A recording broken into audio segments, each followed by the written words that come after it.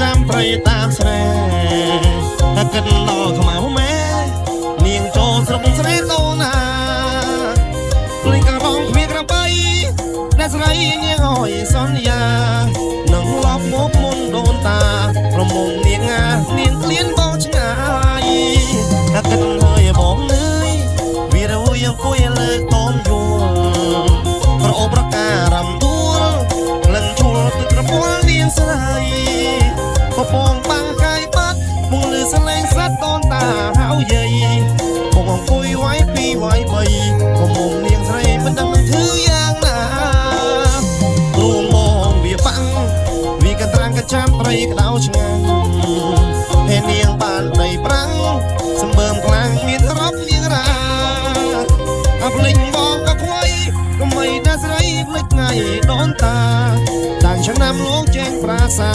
ក៏មុំអូនងាតសន្យាមិនចាំ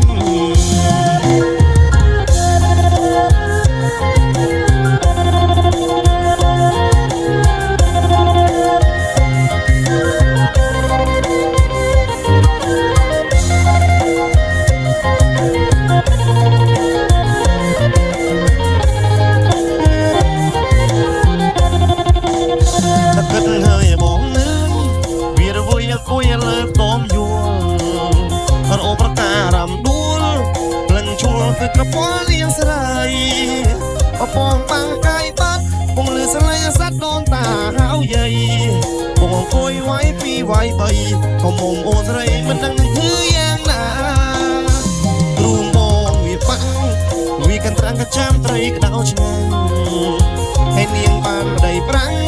សម្បើមខ្លាំងមានរាប់នារាភ្លេចបងក៏ខ្វៃក៏មិនដាស្រីដល់ភ្លេចថ្ងៃដូនតាដែលឆ្នាំលោកចេញប្រាសាប្រមុំអូនងាតសន្យាមិនចាំដែលឆ្នាំលោកចេញប្រាសាប្រមុំអូនងាតសន្យាមិនចាំ